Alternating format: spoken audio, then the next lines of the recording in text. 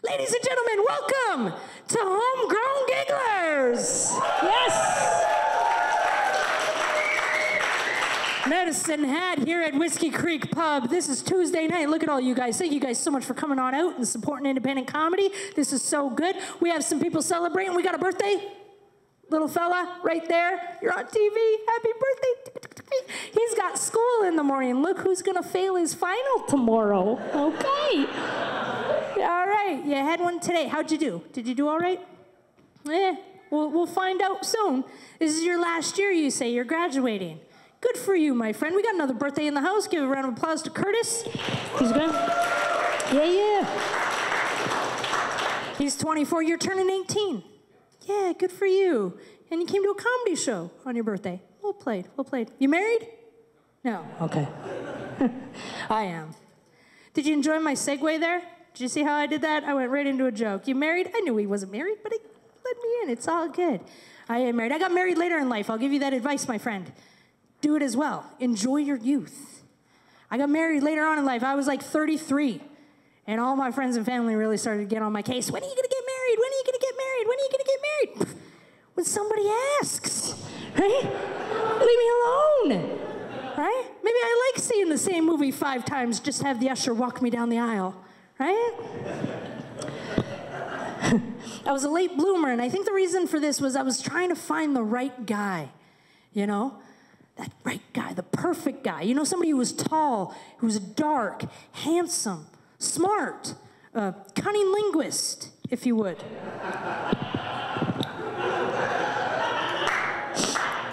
Thank you. Because I like a guy who can write. I'm an army wife. Canadian, not British. Apparently you got to point that out here, but that's all right. I'm a proud army wife, and I'll never forget when my husband proposed to me. He was on tour. He was deployed at the time. He was actually in Afghanistan, and I was on tour as well. I was on stage in Calgary, and I was on stage. I was in the middle of my set. I was right in the middle of a joke, and I turned around, and poof, there he was, in uniform, does some roses, gets down on one knee, and says, "I want you for my wife." What a jerk! I want you for my wife? What does she want with me?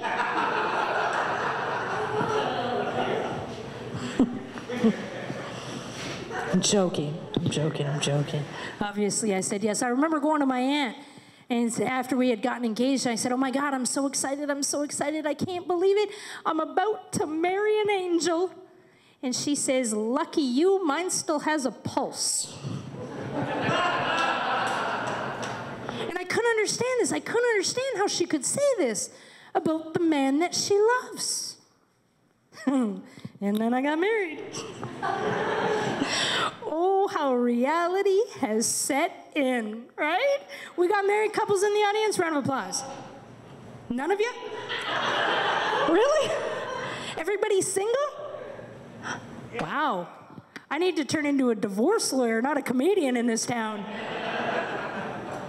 Make way more money. No. I remember when we did get engaged, and I kept saying to everybody, I was like, what's the big deal? What's the big deal? We've been together so long. What is marriage going to change? Everything. Because when you're just dating that person, as you guys all know, apparently here, if I can give you guys any advice, while you're dating that person, everything's perfect, right? Your significant other walks by you and looks deep in your eyes, and he whispers sweet nothings. And then you get married, right? And he walks by and looks deep in your eyes, and he's like, "I'm going poop. If I'm not out in 20 minutes, slip a cookie under the door."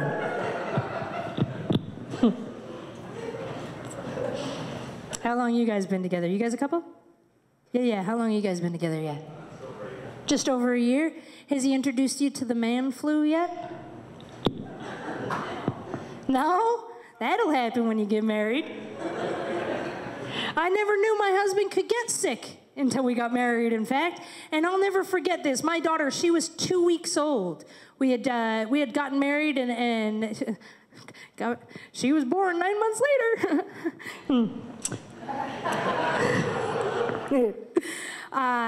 Anyways, my daughter was 2 weeks old, and we took her to Regina to meet his family. And Danny got sick. 3 o'clock in the morning, he wakes me up. Steph, I'm sick. I think I'm gonna take a bath. Did you just wake me up to tell me you're gonna take a bath?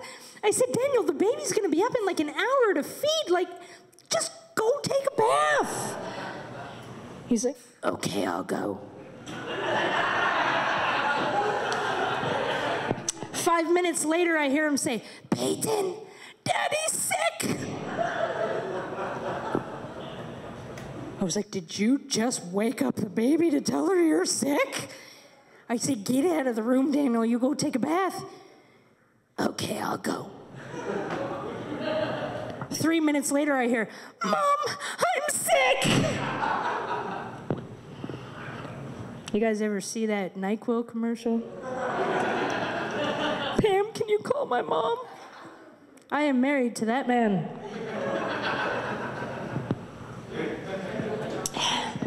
It's funny, though. I learned a very valuable lesson when my husband and I got married. I learned that opposites attract. And the way I learned this was we were living in New Brunswick, and we had to move to Medicine Hat. Yeah. And we needed some luggage. He went to the most expensive luggage store in the mall. And I went to the dollar store. Because they have the big garbage bags.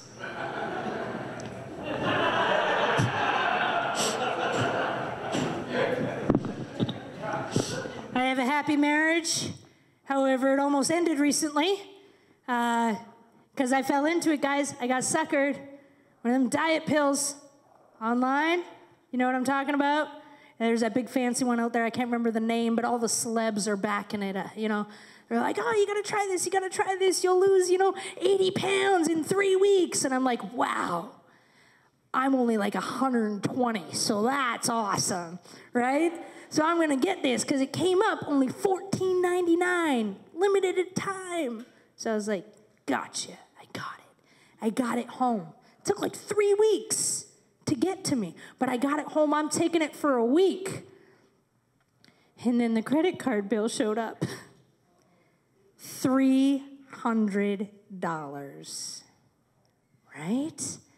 Because I didn't read that little fine print, money back guaranteed, if you're not happy in 3 weeks, or you got to send the pills back. It took 3 weeks to get to me. So I didn't send the pills back, and they charged me for every pill that was in the bottle, right? But they weren't lying. I did almost lose 80 pounds. In fact, I almost lost 220 in half my house.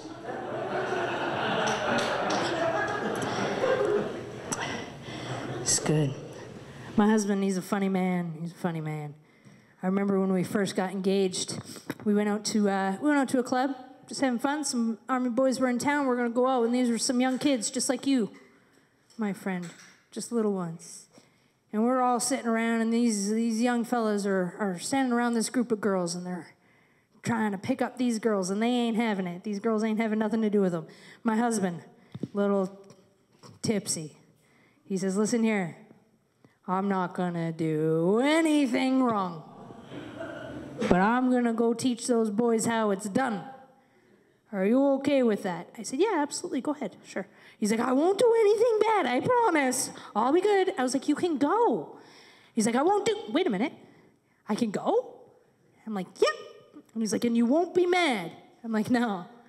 And he's like, this isn't a trick. I was like, listen here, honey. I love you dearly, but you are 42 years old.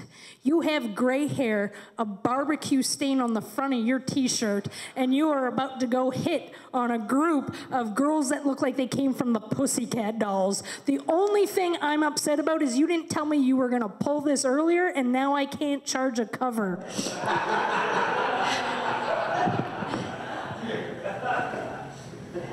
He's like, do you want some popcorn? I said, yeah, I do.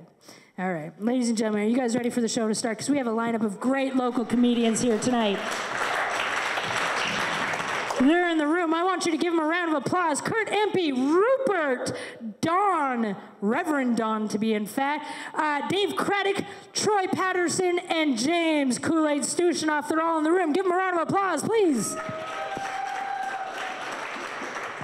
This is all local Medicine Hat talent. We're going to bring up here in first comedian.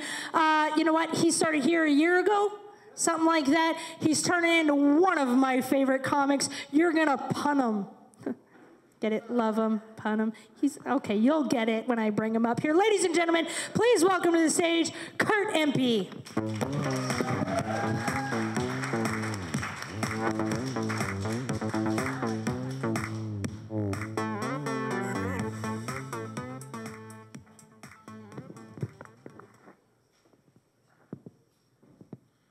I had a traumatic experience with that mic stand, but it's behind me now.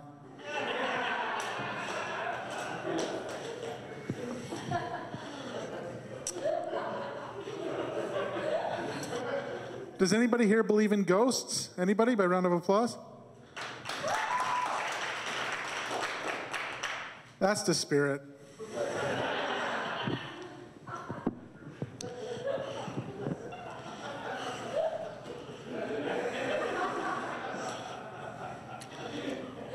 I recently had a girl named Amber stay over at my house.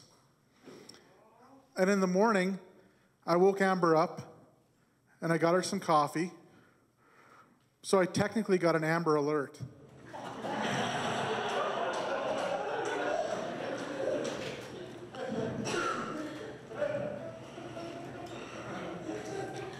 I was addicted to frozen poultry, but I recently quit cold turkey.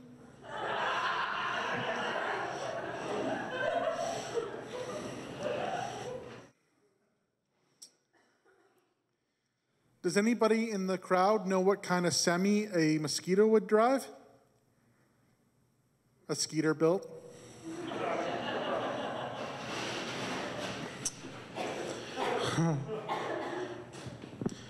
My buddy and I have the same phone. I guess we're cellmates.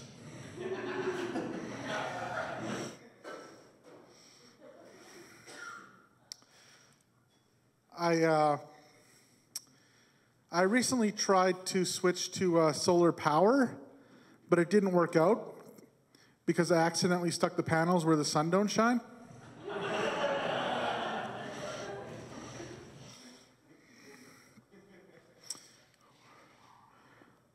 I'm wearing my lucky underwear tonight, and it must be working because I've been wearing it for 5 days and I've had quite the streak.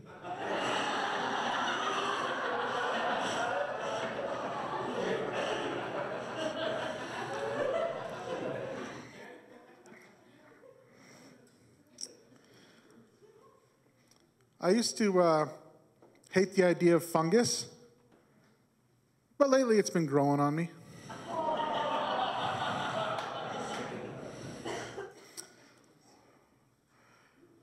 I used to hate fire, but I'm really warming up to it.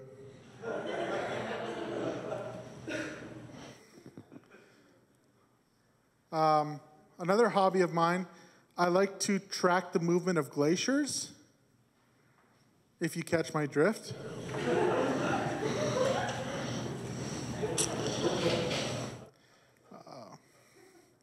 I had to stop seeing my massage therapist recently.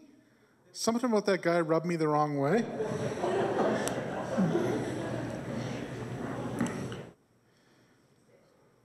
So, you know, I got nothing against. I like Korean kids. I like Japanese kids. I like Chinese kids. So generally, I'm pro-euthanasia.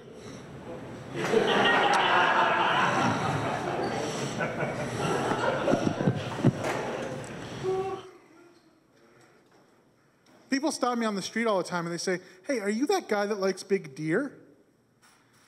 I like big bucks and I cannot lie.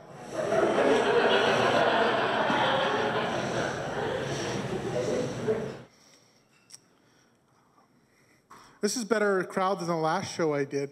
Half the crowd was professional businessmen, and the other half was convicted criminals. It had its pros and cons.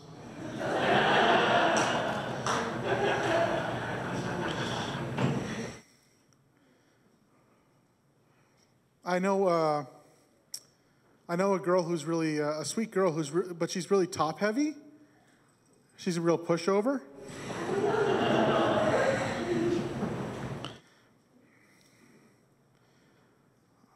I am deathly allergic to hand lotion. Don't rub it in.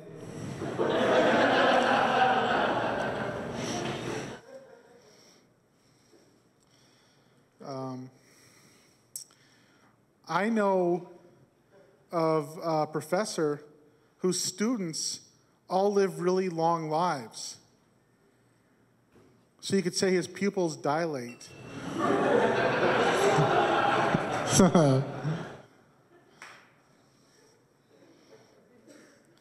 I had a joke about procrastinating, but I'll tell it later.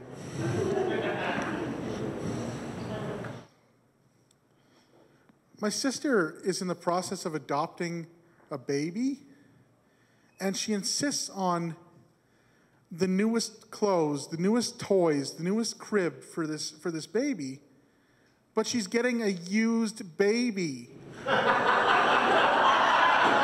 I just don't get it.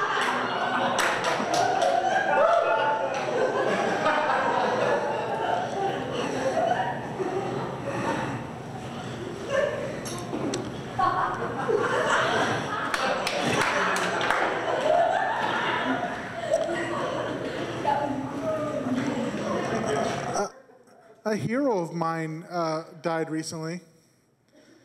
He had size 13 feet. Those are big shoes to fill.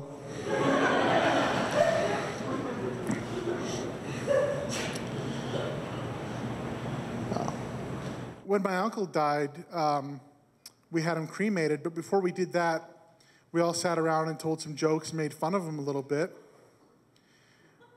So we roasted him before we roasted him.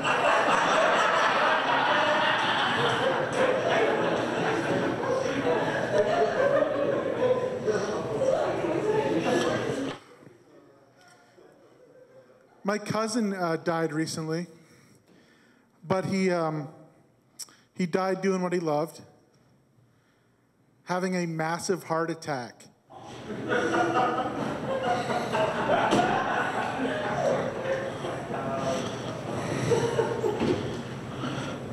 I recently, this is hard for me, I recently lost my grandfather. Yeah, I know, but it turned out okay. He was behind the couch the whole time. It's always the last place you look there.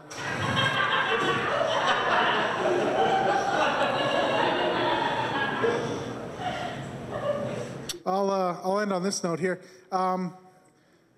Since we've been on TV a little bit with this show, I've actually found myself getting recognized a little bit, which is different.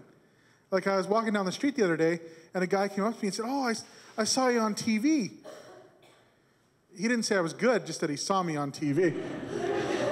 All right, let's get Stephanie Foley back up here. Thanks, everybody.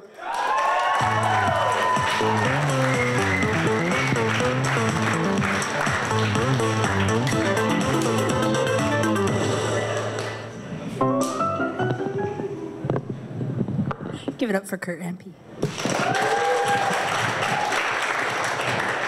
Before we bring up your next act, I just have a few quick questions. Does anybody know why they sterilize lethal injections? Okay. Not as funny as I thought it was. Okay, that's all right. That's what I'm going to do in between each act. Be not funny and just ask questions. Like, for an example, don't you think that while you're on a plane, they always have flotation devices, right? Well, don't you think if you're on a boat, you should get a parachute?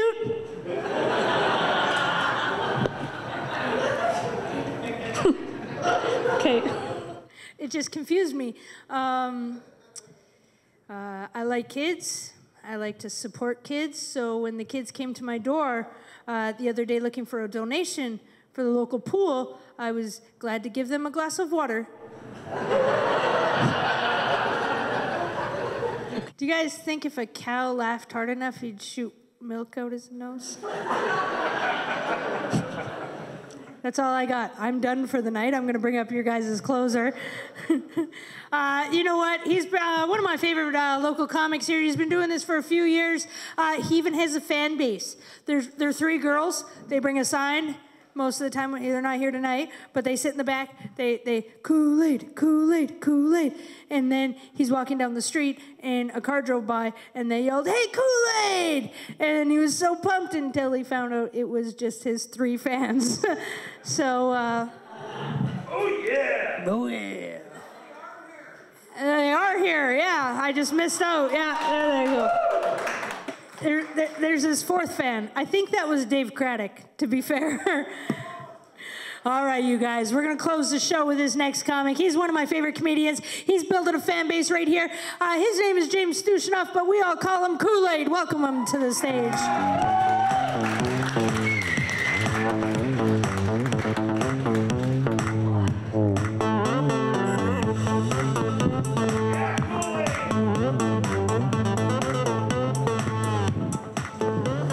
So the older I get, the stupider I realize that I am. I recently just finished watching a series on Netflix. I watched all 3 seasons, 78 episodes, and by the 3rd episode, I already hated it. I watched another 75 episodes just to see what was going to happen. And it was just a terrible, terrible show. Like, it was a show about mermaids. And like, yeah, that's my first hint of why I shouldn't be watching it. But it's how are you like wondering the one thing? They get wet, they turn into fish. They all had boyfriends. Somehow the boyfriends obviously weren't doing their job because they had to be told that they were fish. Either that or they just pretended they didn't and just loved the sushi.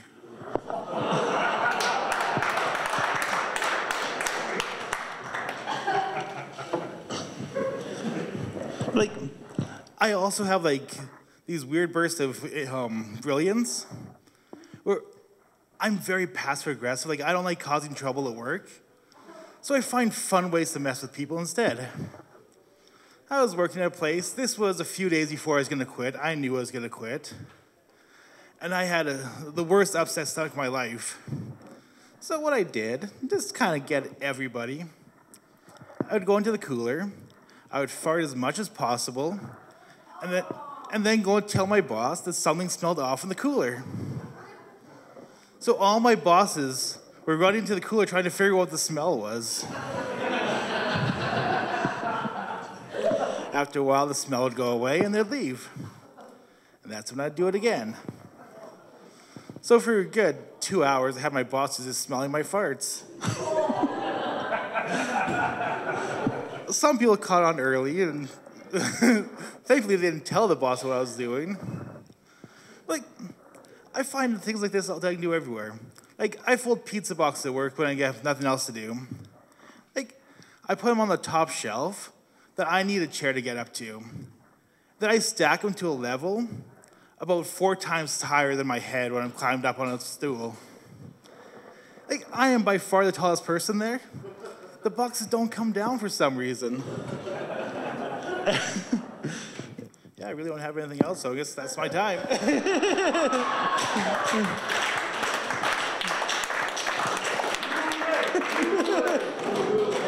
Run, Steph, run!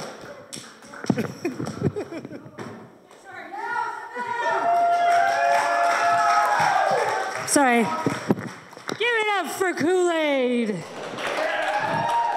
Please give it up for all the comedians that were on the show today. They did a great job. Give it up for Shaw TV for coming out and supporting local entertainment. Give it up for them. Thank you so much. Please watch us on Shaw TV, Homegrown Gigglers. You'll see it rotating. I believe this is our 4th episode that we've filmed. And we wanted to give a special thanks to Whiskey Creek for having us in here every Tuesday night. Thank you so much. And a big round of applause to you guys for coming out and supporting local entertainment and your local entertainment scene. It's great to see a Tuesday night absolutely packed in here. Thank you so much. Good night. Please drive safe and tip your entertainers. Thank you. Woo!